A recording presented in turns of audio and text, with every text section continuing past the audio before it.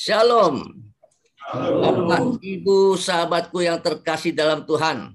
Kalau di Kembang Kuning, sahabat-sahabat semua, pria-pria sejati, pria-pria yang menjadi laskar Kristus. Amin. Haleluya. Salam tahun yang 2022 ini adalah tahun kemenangan buat kita. Dan sekarang saya mau bawakan satu tema pada pagi hari ini. Bagaimana sikap kita sebagai orang percaya menghadapi tahun 2022 ini. Sahabatku yang terkasih dalam Tuhan, tema hari ini saya ambil dengan tema melangkah pasti meraih kemenangan. Kenapa saya ambil hal ini?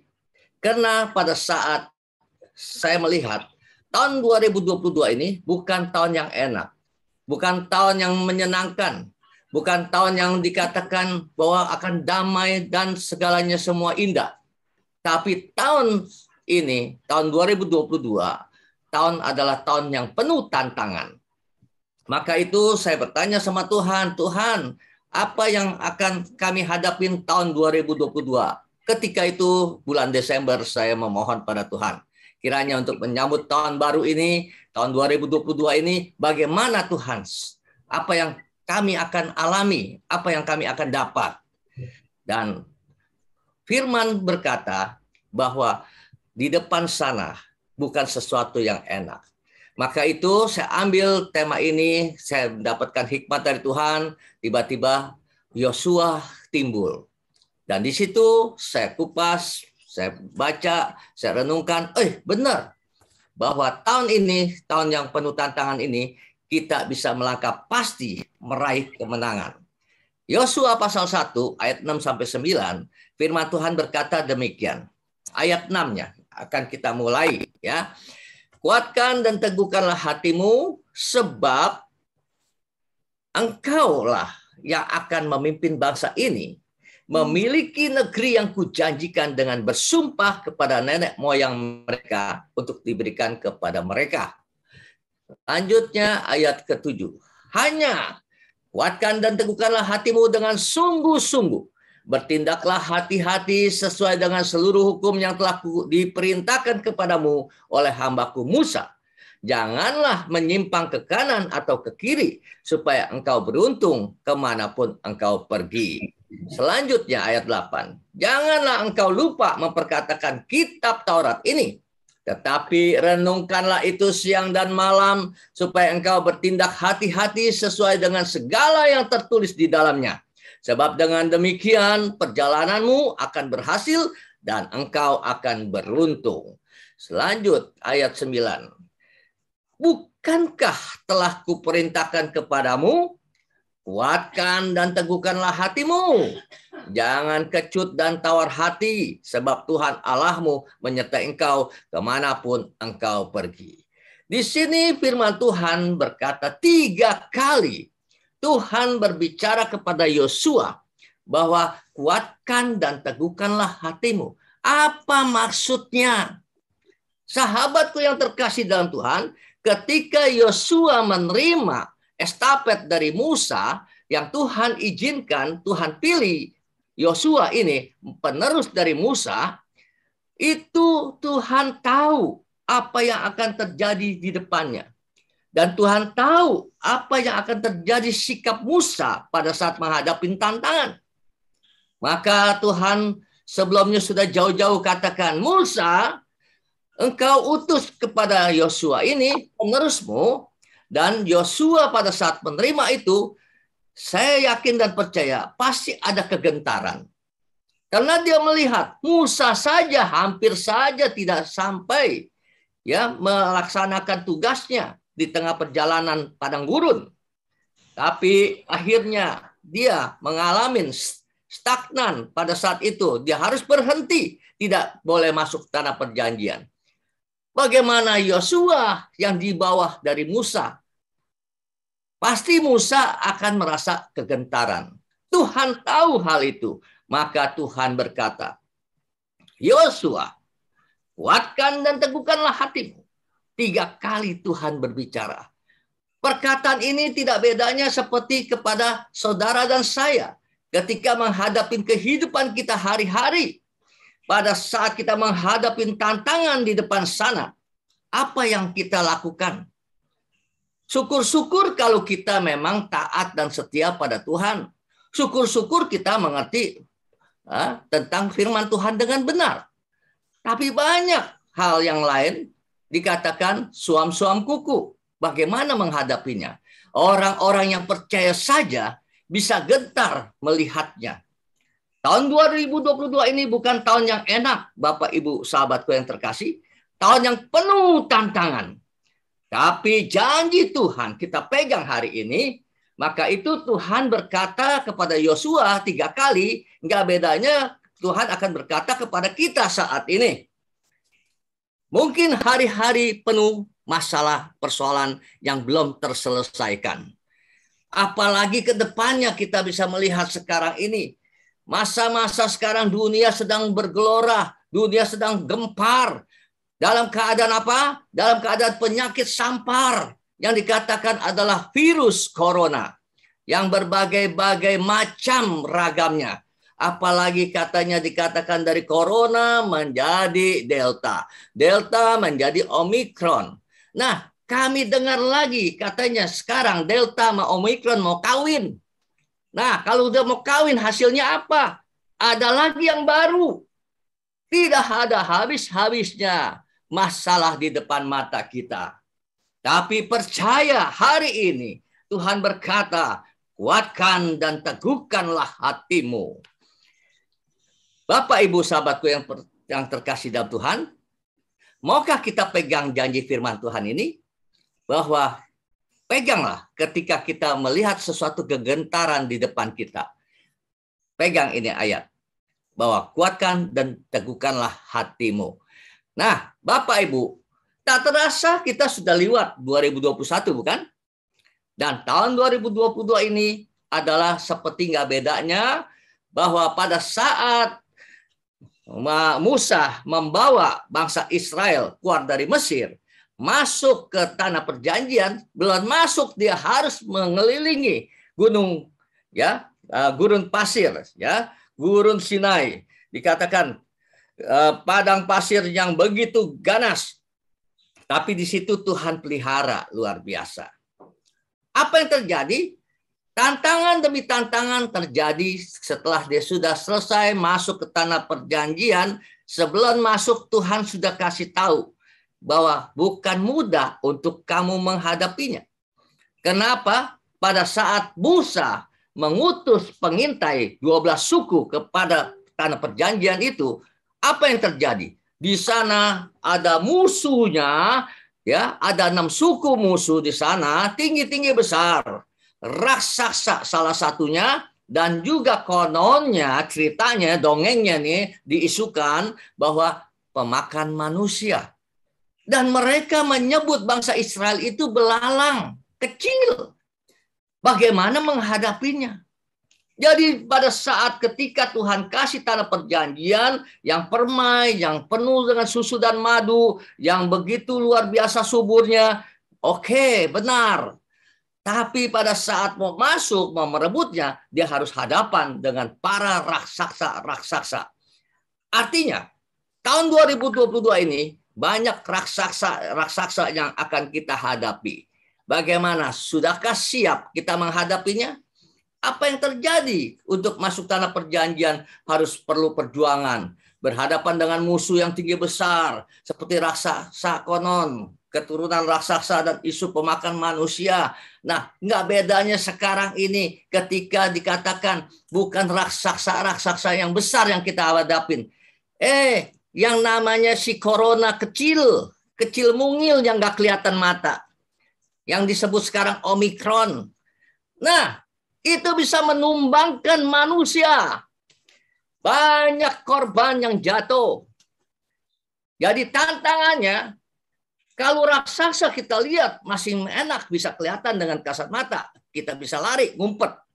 Tapi kalau yang namanya si Omikron, si corona kecil ini, yang mungil, yang tidak bisa dilihat kasat mata, tapi bisa menumbangkan. Mengerikan bukan? Tapi satu hal, Tuhan berkata, jangan takut dan gentar hatimu. Kuatkan dan teguhkan hatimu. Sahabatku yang terkasih, tahun ini penuh dengan tantangan. Bukan sesuatu yang nyaman. Bahkan ekonomi pun kita rasakan.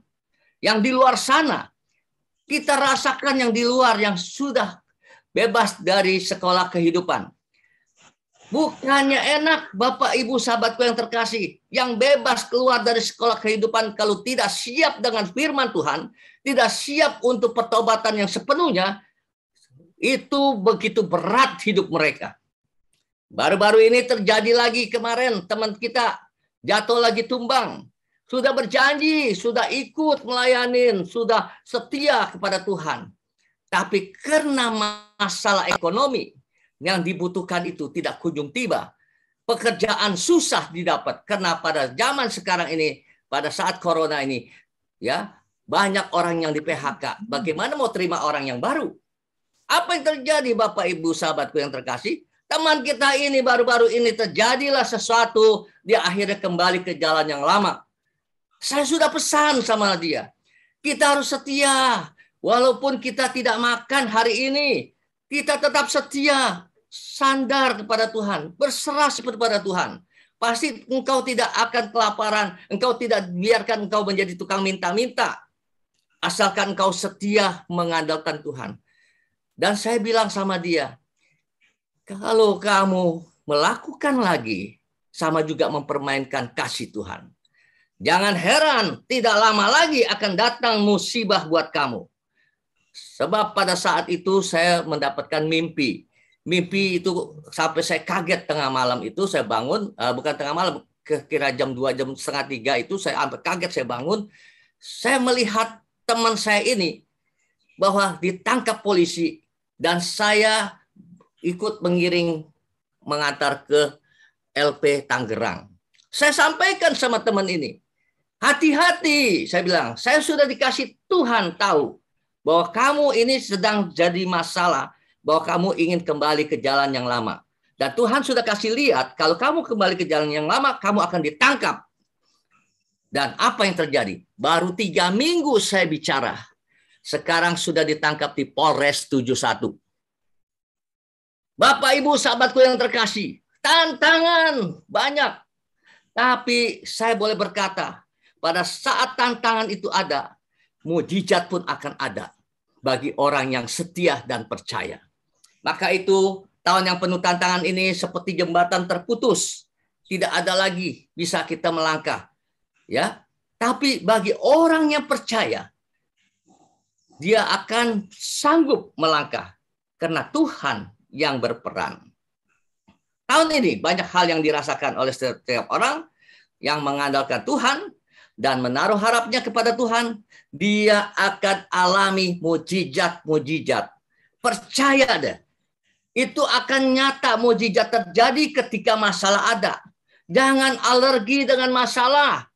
Saya ingat dengan firman Tuhan yang Ibu Rini bawakan. Jangan alergi dengan masalah. Karena kalau alergi dengan masalah, kamu tidak akan melihat kemuliaan Tuhan. Waduh, luar biasa. Jadi diingatkan hari ini, jangan alergi dengan masalah. Amin. Nah, apalagi kita berjalan di dalam bayang-bayang maut, bahkan dunia sedang bergoncang. Memang firman Tuhan sudah tegaskan. Bayangkan. Firman Tuhan di dalam Yesaya 13 ayat 13 sudah dijelaskan. Sebab itu aku membuat langit gemetar dan bumi pun akan bergoncang dari tempatnya pada waktu amarah Tuhan semesta alam dan pada hari murkanya yang menyala-nyala. Ini diizinkan Tuhan kenapa? Tuhan ingin mengingatkan Bapak, Ibu, sahabatku yang terkasih dalam Tuhan, bahwa kita ini manusia tidak ada apa-apanya. Ya, manusia membutuhkan pertolongan Tuhan. Dan Tuhan ingatkan bahwa pada hari-hari ini banyak orang yang jauh daripada Tuhan. Maka tidak heran dikatakan bencana ini boleh ada bagi dunia. Bukan hanya untuk Indonesia saja. Untuk seluruh dunia. Artinya ini message yang dari Tuhan. Mengingatkan dengan si makhluk kecil saja. manusia tidak berdaya. Maka itu di dalam Bilangan pasal 14 ayat 8 katakan begini. Ya, pada saat mereka mengalami sesuatu pengintaian, ya, ada 10 suku yang berkata negatif, tapi 2 yang berkata positif, yaitu siapa? Yosua dan Kaleb. Disitulah ketika tantangan ada, tapi dia bisa mengalami mukjizat. Tapi bagi mereka yang negatif, mereka yang sepertinya tidak ada harapan dan tidak percaya pada Tuhan, maka dia tidak akan mengalami mukjizat.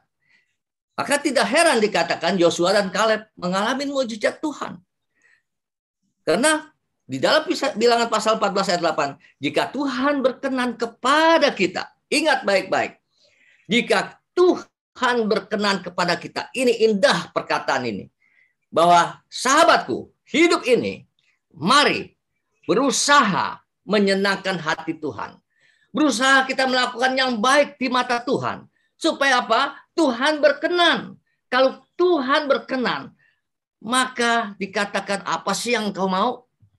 Nah, firman Tuhan ini berkata apa? Maka Tuhan akan membawa kita masuk ke negeri itu dan akan memberikannya kepada kita. Suatu negeri yang berlimpah-limpah susu dan madunya.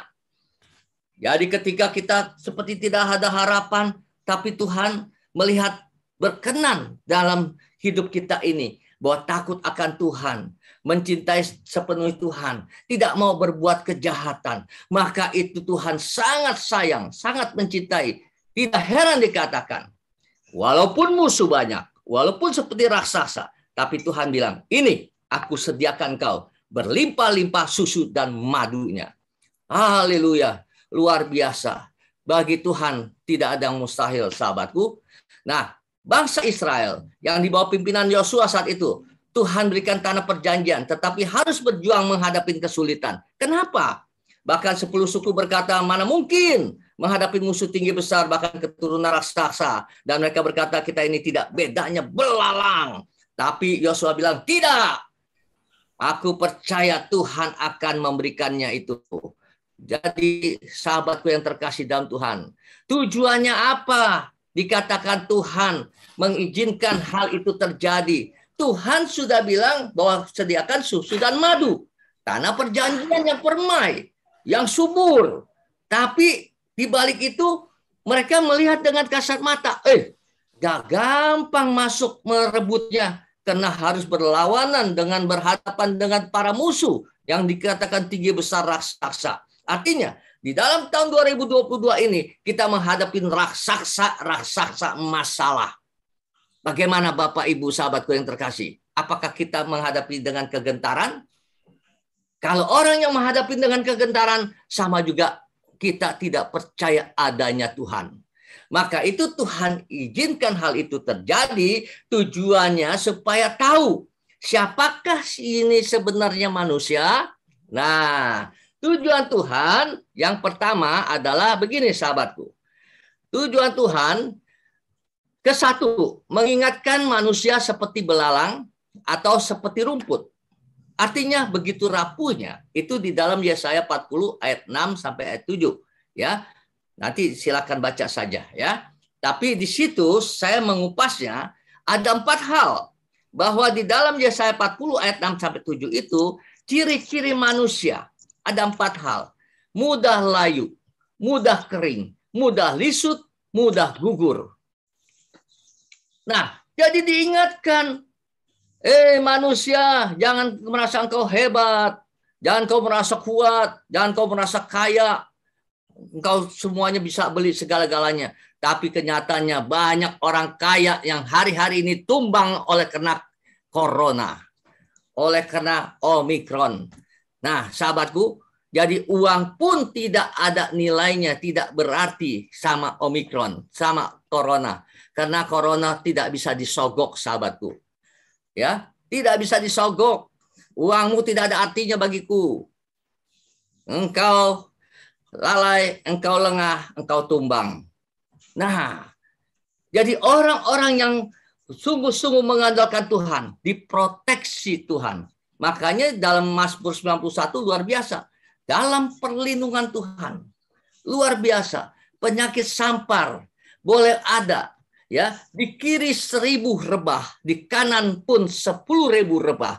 Tapi kita sebagai anak Tuhan yang di dalam perlindungan Tuhan hanya menonton dan melihatnya saja. Oh, dahsyat luar biasa. Ingat baik-baik, karena Tuhan yang melindungi kita. Nah, sahabatku, tujuan Tuhan jadi mengingatkan kita, siapakah kita manusia ini. Gak bedanya seperti rumput, mudah layu, mudah kering, mudah lisut, mudah gugur. Kedua, mengingatkan manusia tidak akan sanggup menghadapi masalah tanpa melibatkan Tuhan. Siapapun yang manusia yang hidup di dunia ini, walaupun dia konglomerat yang tertinggi sekalipun, ketika dia tidak mengandalkan Tuhan, dia hidupnya akan sia-sia. Bapak, Ibu, sahabatku yang terkasih, tujuan makanya Tuhan berikan masalah persoalan itu, Tuhan izinkan, ya, Tuhan tidak mencobai, tapi Tuhan izinkan masalah itu boleh datang. Tapi tujuannya adalah mengingatkan manusia tidak akan sanggup menghadapi masalah itu tanpa melibatkan Tuhan.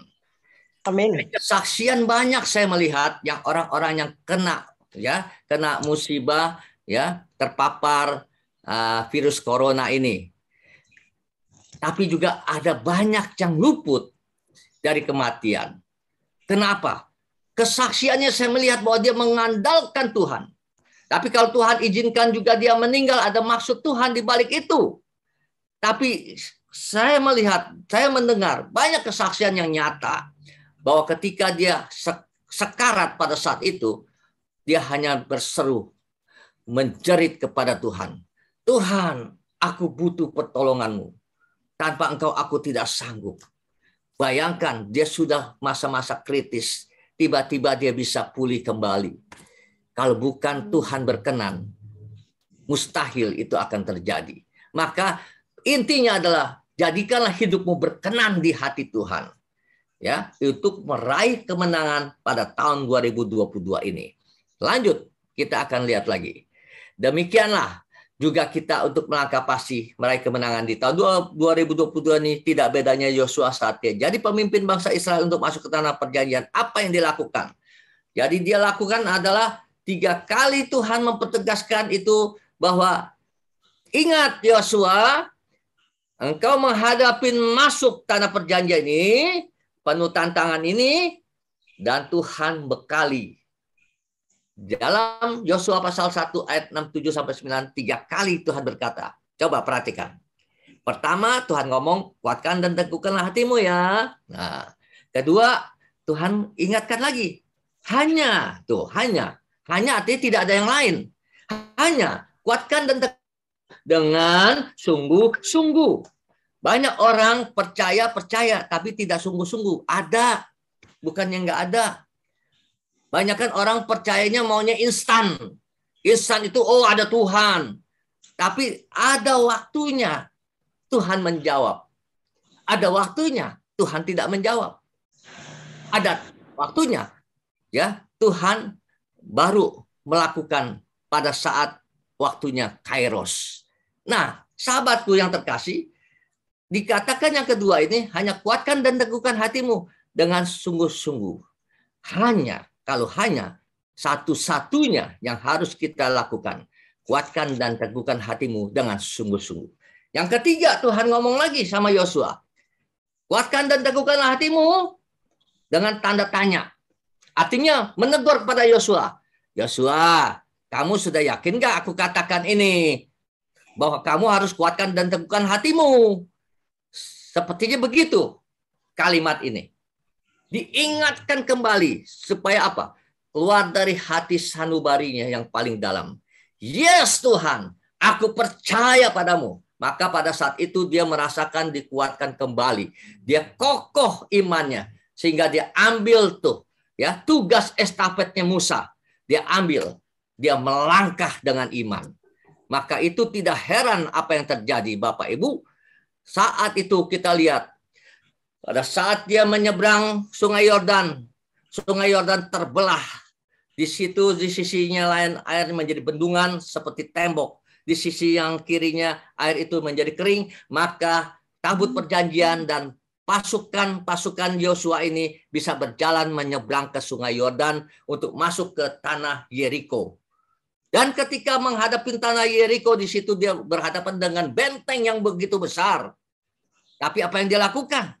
Tantangan itu. Dia tahu di balik itu ada raksasa-raksasa. Tapi tetap dia maju dengan iman. Disitulah dikatakan pengokohan iman Yosua. Tuhan berbicara 3 kali, disambut dengan Yosua. Yes Tuhan, aku percaya bahwa Tuhan yang berperang bagi aku. Maka itu dia bukan berperang dengan meriam, bukan berperang dengan senjata.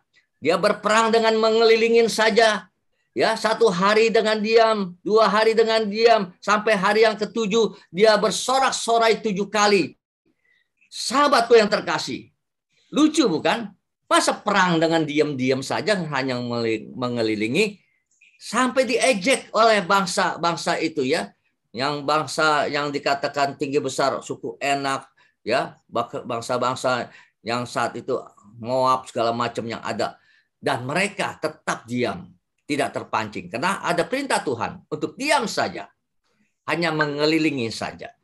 Dan akhirnya dengan sorak-sorai gempita, bukan dengan dinamit meriam, tapi dengan sorak-sorai gempita dan nafiri berbunyi, itu tembok yang begitu besar hancur, luar biasa. Itu kuasa Tuhan yang bekerja. Maka itu dikatakan firman Tuhan di dalam Yosua pasal 1 ayat 6 sampai 9 ini luar biasa. Tuhan ingin supaya Yosua ini melakukan dengan cara bahwa Tuhan yang memimpin. Dan Tuhan juga yang memilih untuk Yosua memimpin bangsa ini.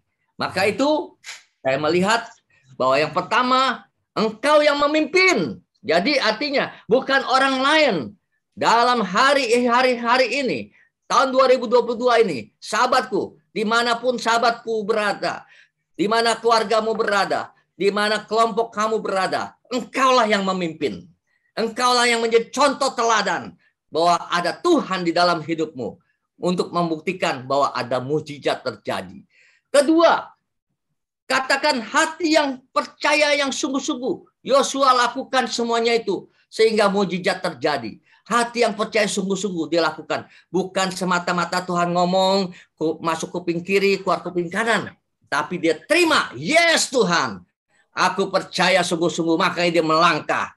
Orang-orang yang percaya pada Tuhan bukan hanya diam, tapi dia melangkah bahwa ada yakin bahwa Tuhan menyertai. Jadi kita tahun 2022 ini kita tidak perlu takut melangkah menghadapi masalah.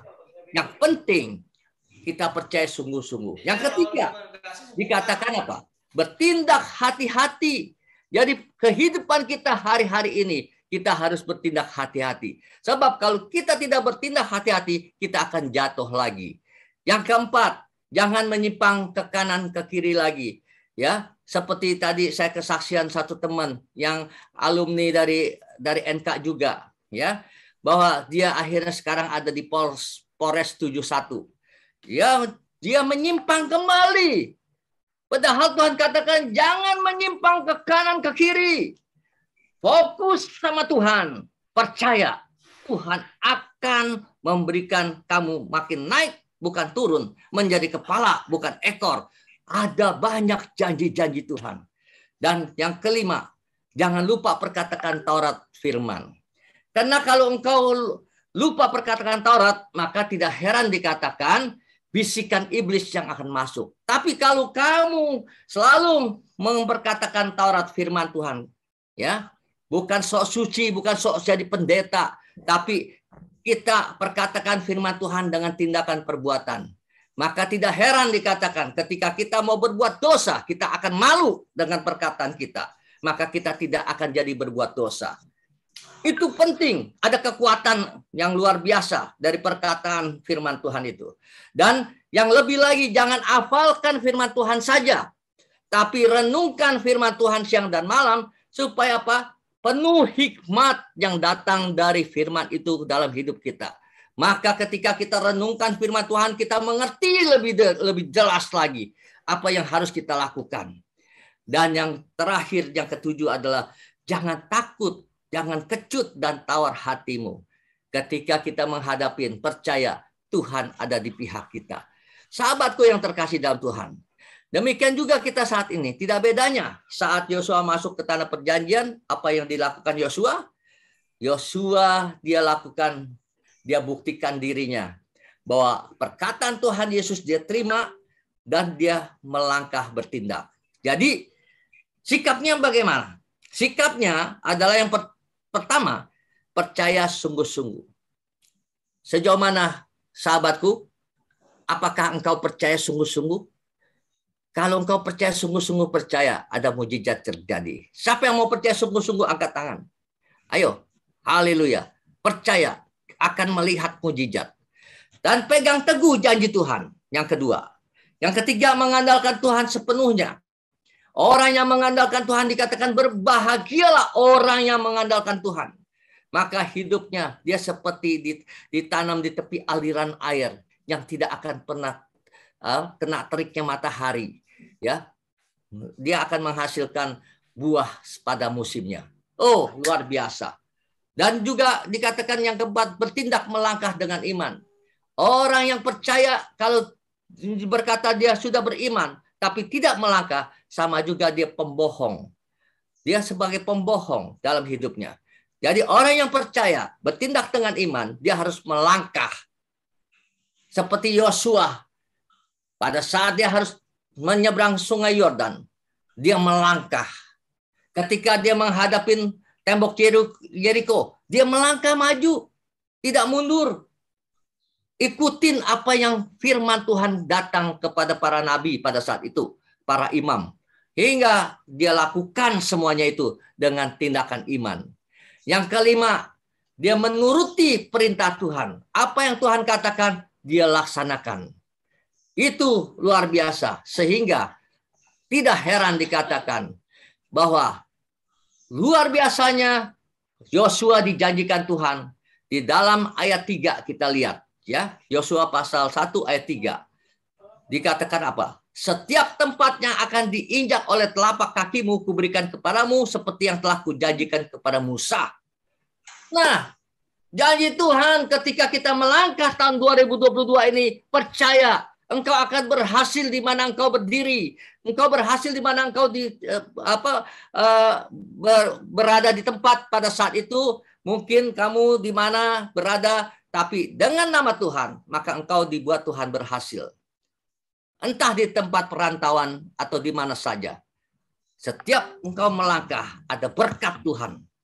Ya, itu yang pertama. Luar biasa yang akhirnya Yosua mengalami ketika dia melangkah 5 hal tadi. Ya. Nah, selanjutnya kita lihat apa? Yang kedua, ayat 5 berkata apa? Seorang pun tidak akan dapat bertahan menghadapi engkau seumur hidupmu. Seperti aku menyertai Musa, demikianlah aku akan menyertai engkau. Aku tidak akan membiarkan engkau dan tidak akan meninggalkan engkau. Sahabatku, indah nian firman Tuhan ini. Luar biasa firman Tuhan ini maknanya. Apa yang terjadi? Bahwa Tuhan tidak akan pernah membiarkan engkau. Tuhan tidak akan meninggalkan engkau. Jadi kita dipelihara Tuhan. Tuhan selalu ada beserta dengan kita. Maka itu dikatakan satu orang pun tidak akan dapat bertahan menghadapi engkau seumur hidupmu. Artinya satu orang pun tidak akan dapat menjatuhkan engkau pada tahun-tahun ini dan tahun-tahun berikutnya. Bahwa engkau makin hari akan dinaikkan Tuhan. Makin hari makin tinggi. Ya, tidak akan turun. Bahkan menjadi kepala, bukan ekor. Terus di dalam ayat 6. Ayat 6-nya dikatakan apa? Engkau akan dijadikan menjadi pemimpin-pemimpin di tengah kelompokmu. Seperti Yosua diangkat menjadi pemimpin. Di dalam ayat 7-nya dikatakan hidupmu beruntung kemanapun engkau pergi.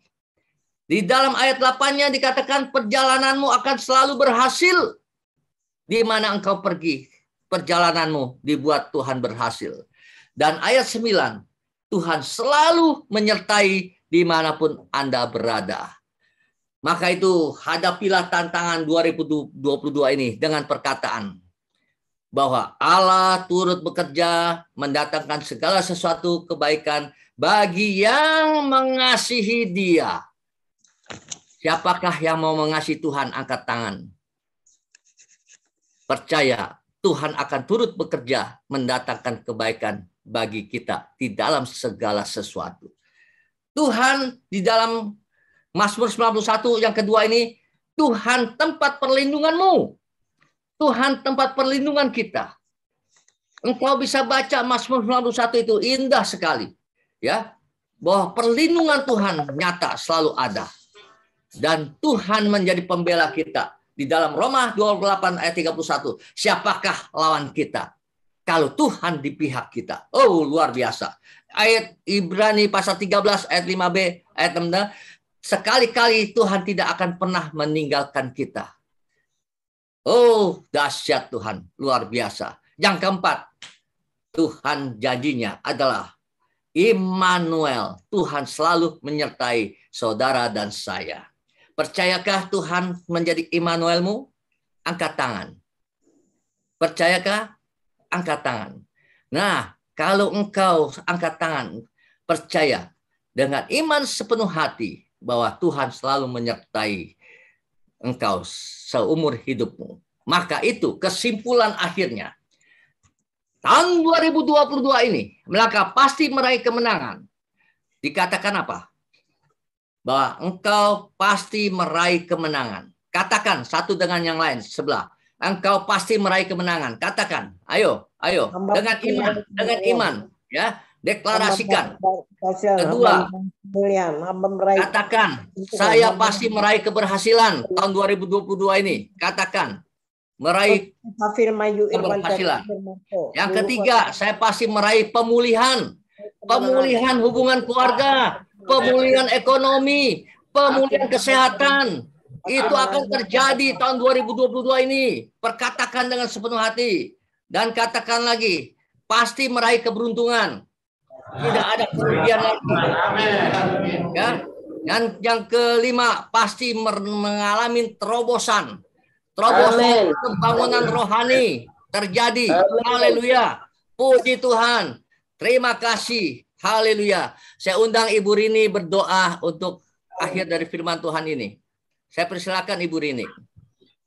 Bapa dalam surga, kami mengucap syukur dan berterima kasih pada pagi hari ini kami boleh mendengar firman yang memberikan kekuatan bagi kami untuk masuk atau untuk terus melangkah dengan pasti untuk meraih kemenangan. Bukan melangkah untuk meraih kegagalan. Seperti tadi yang sudah disaksikan teman dari Pak Andreas. Dia melangkah tapi untuk meraih bukan kemenangan. Karena dia tidak bersama dengan Tuhan. Tapi pagi menjelang siang hari ini, kami percaya kami akan melangkah semua yang ada.